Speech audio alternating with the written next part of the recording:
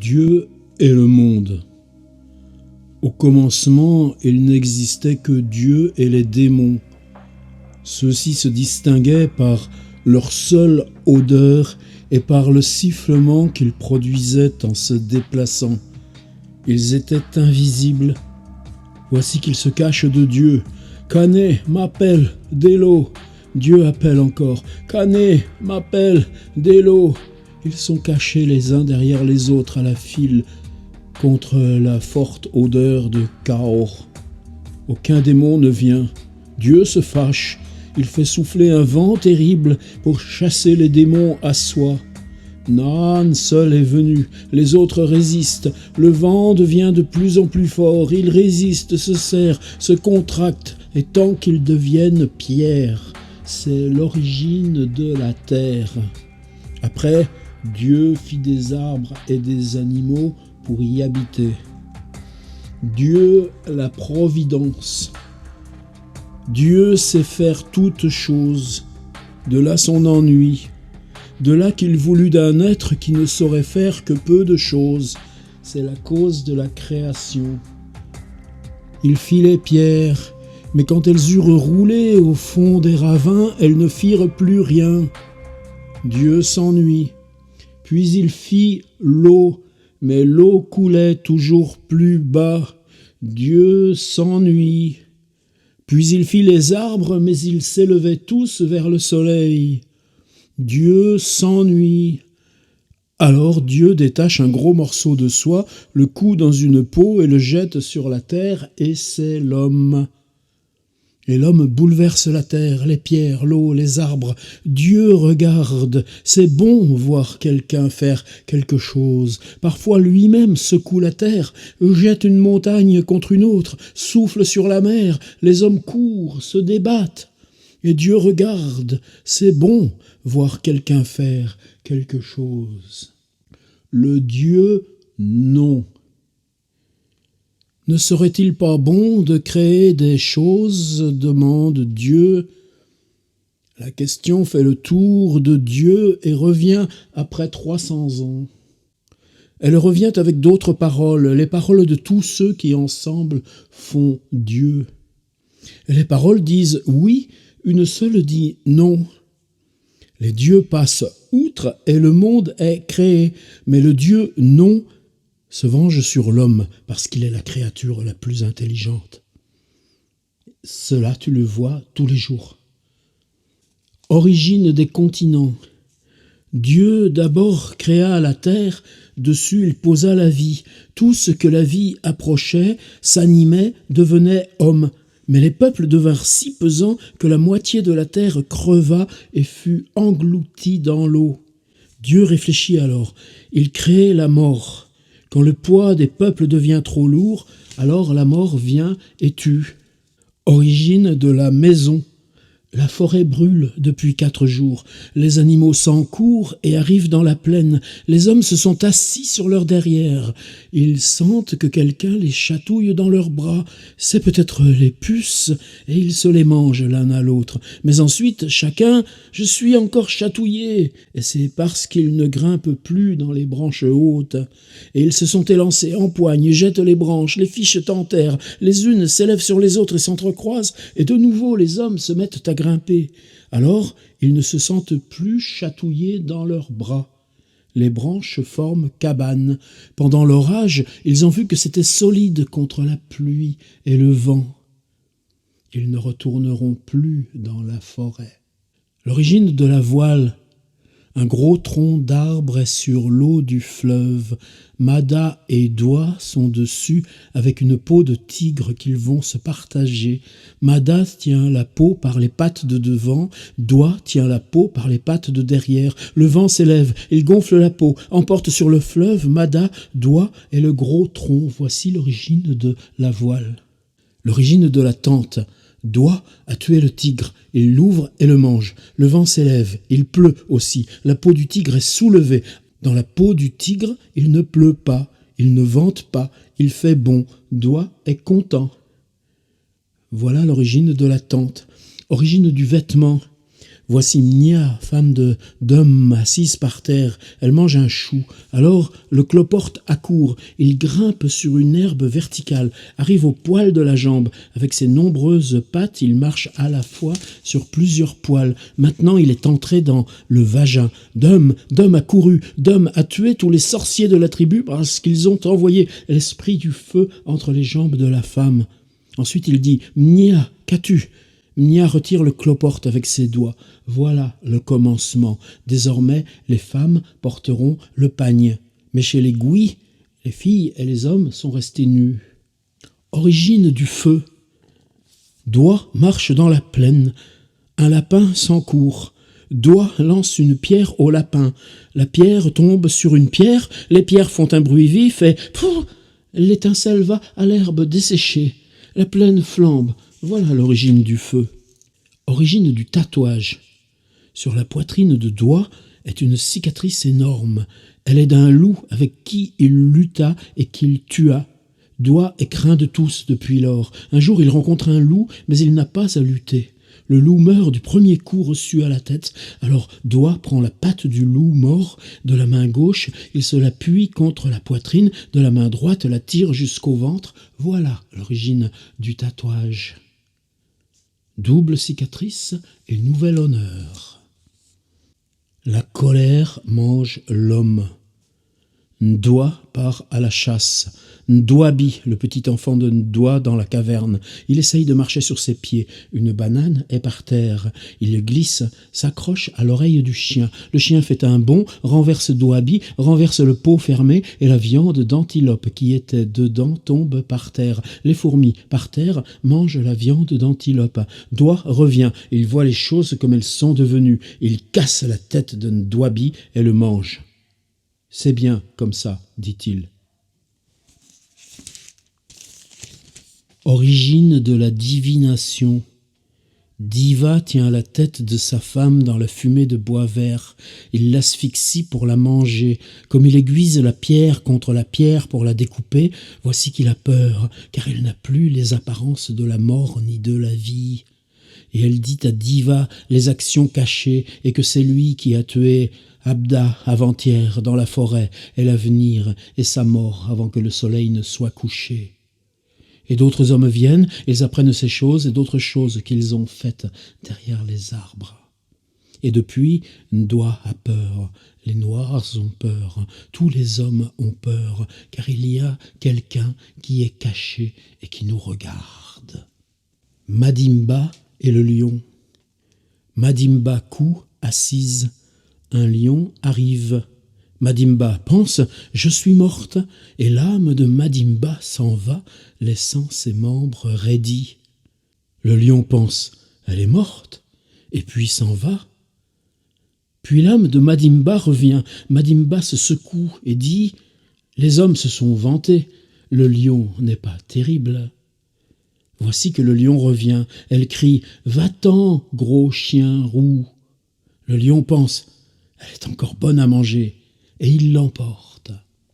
Alors, je vous ai dit il y a quelques jours qu'une de mes fascinations par rapport à l'œuvre si conséquente d'Henri Michaud, c'est qu'à chaque fois elle trace un chemin, elle fabrique son chemin vers le fantastique, elle crée le terrain et le surgissement de son fantastique, et puis ensuite on reprend, et c'est toujours ce même chemin en fait qui se répète avec une quantité limitée de figures, et c'est ça qui est fascinant. C'est quelquefois ça va extrêmement loin, d'autres fois ça se déploie plus à l'horizontale. En même temps, tout est toujours présent depuis le tout début. C'est-à-dire là, il s'agit d'un texte qui s'appelle, c'est-à-dire que là c'est un texte qui s'appelle Fable des origines, au pluriel, et il en écrit 27. J'ai dû en lire une petite dizaine là. C'est loin d'être la totalité. Ensuite, il en rajoutera une dernière, La chaise, 28. Alors on est quand ? On est en 1923. Ça veut dire qu'il va vers ses 24 ans. Il a fait quoi jusqu'ici, Michaud ? Il a passé son bac, il a essayé une année de fac, ça n'a pas marché, il a tout laissé tomber. Il est parti, vous savez, à Dunkerque. Et puis là, des essais d'embarquement, et puis finalement, ils trouvent des bateaux en charbon qui font l'aller-retour Boulogne-sur-Mer, l'Angleterre. Ensuite, finalement, il va trouver un bateau qui l'emporte comme matelot, aide aux écritures, en gros, quoi, parce que c'est un intello qui se promène avec 5-6 bouquins sous le bras tout le temps, mais qui sait rien faire. Et il va faire 2 fois le voyage de Buenos Aires, mais qu'est-ce qu'il fera là-bas sur le bateau? Est-ce que tu lis? Est-ce que tu écris? Non, il y a trop de bruit, c'est sale, il y a la promiscuité, pour qui on te prend? Et puis une fois que tu arrives au bout, ben, là c'est le moment où tu as à compter les sacs de patates, faire les factures, payer les trucs, et donc c'était ça le voyage. Donc, au bout de 2 ans, retour en Belgique, et là, première chose, le service militaire. Et le service militaire, ben, c'est obligatoire. Donc il va le faire. Et puis, c'est les mois de caserne qui s'empilent. Donc, tu vois, t'as 22 ans et tu es dans une sorte de déni de toi-même. Qu'est-ce que tu as fait de ta peau? Qu'est-ce que tu as fait de tes rêves? Qu'est-ce que tu peux faire là maintenant? Et puis finalement, il y a ce moment, alors depuis, ça le traîne depuis l'enfance. Soit on appelait ça à l'époque un souffle au cœur, un problème cardiaque. Il ne faut pas le fatiguer, le pauvre. Donc il finit par être réformé. T'as 22 ans en Belgique. T'as juste le bac, qu'est-ce que tu peux faire? Tes copains, eux, ils ont monté, ils sont dans le mouvement, tout ce qui bruit là, du surréalisme, du dadaïsme venant de Paris, mais toi, alors, ils trouvent des boulots de pion à Chimay, là, dans le centre de la Belgique. Puis encore un autre, ces établissements où les bonnes familles envoient les enfants dont on ne veut pas ailleurs, en gros, quoi. Et les pions, c'est-à-dire que tu surveilles les dortoirs. Il va finir par retrouver un autre boulot à Arlon. Je ne sais pas si vous voyez où c'est, Arlon. Il y a une jolie école d'art. C'est juste à la frontière Belgique-Luxembourg. C'est une zone déjà où on parle beaucoup plus allemand. Lui, c'est même pas Arlon, c'est dans un bled avec un nom bizarre, Charec, ou un nom comme ça, en pleine Cambrousse. Et là, pareil, ces institutions où on garde des gamins, bah, personne ne veut venir. Donc ce qu'ils ont besoin, c'est prof. Tu sais faire prof, mais quand même, c'est quoi? C'est leur apprendre des rudiments d'histoire, apprendre les tables de multiplication, apprendre l'orthographe. Et là, pendant 1 an, il va faire ça. T'es nommé comme prof alors que tu sais rien. Professer. Tu sais professer rien. Et je crois que pour Michaud, c'est une crise considérable. C'est le moment de la rencontre avec un bonhomme qui a une quinzaine d'années de plus que lui, qui s'appelle Franz Hellens, et qui a créé une revue qui s'appelle Le Disque Vert. Et c'est là où il va publier ses premiers textes. Un truc un peu aussi fou là, que celui que j'ai lu, qui s'appelle Les rêves et la jambe. Il y a un autre texte aussi qui s'appelle La folie circulaire. Et puis, ces fables des origines qui vont être publiées en petits bouquins. Un petit bouquin de 40 pages par Le Disque Vert.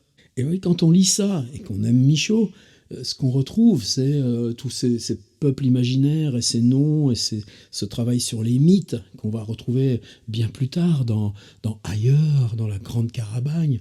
Il y a déjà ce fantastique. Et pour moi, il y a une interrogation qui est plus grande encore, c'est cette cruauté, cette espèce de dénuement, cette espèce, pas d'inhumanité, mais d'humanité, ou de, vous voyez, une sorte de...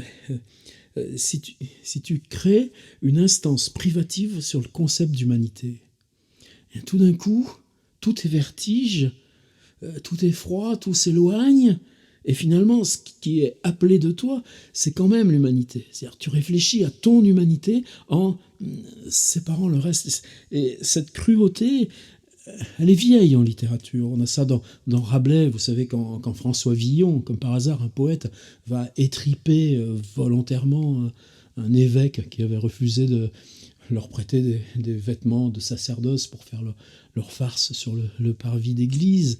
Mais chez un type de 22 ans, ce qui est étrange, c'est que cette cruauté qui pourrait être desséchante, qui pourrait vous annihiler, vous, dans la littérature, c'est une générosité.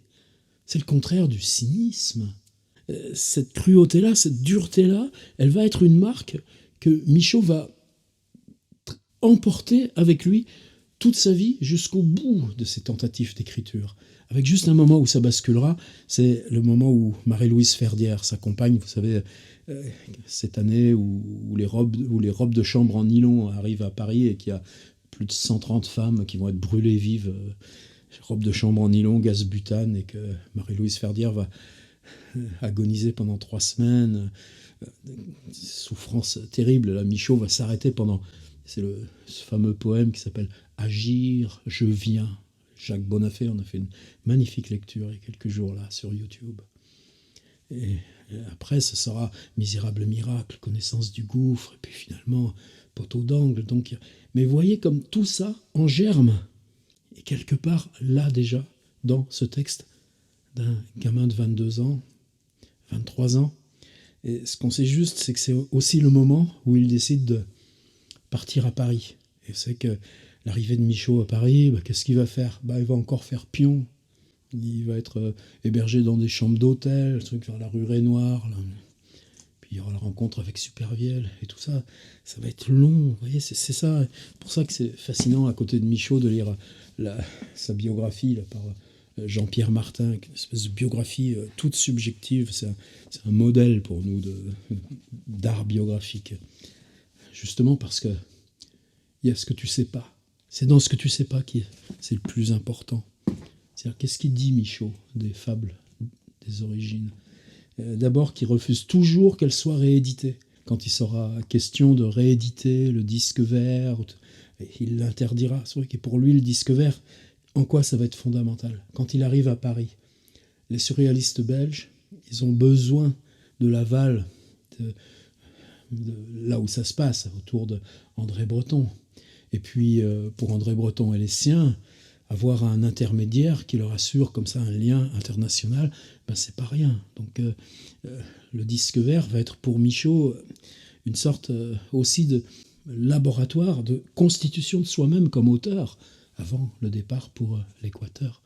Allez, c'est tout. L'important pour moi, c'était ça. En lire un petit bout, parce que c'est quoi notre problème avec les 3 tomes ? C'est-à-dire, on l'ouvre, et puis finalement, on prend toujours... C'est comme quand on marche en montagne, quoi. Tu fais la marche d'approche, tu vas d'abord à cet endroit-là et tu regardes ce qu'il y a autour.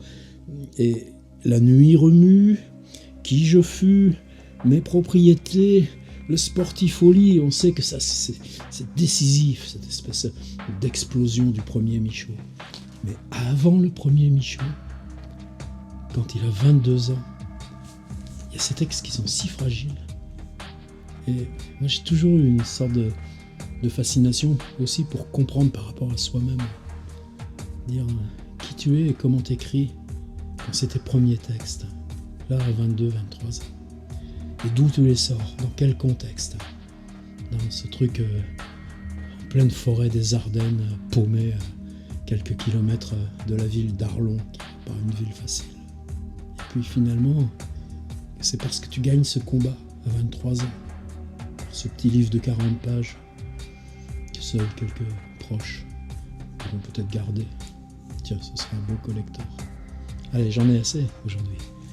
Mais c'est dimanche. Je voulais qu'on revienne un peu au livre.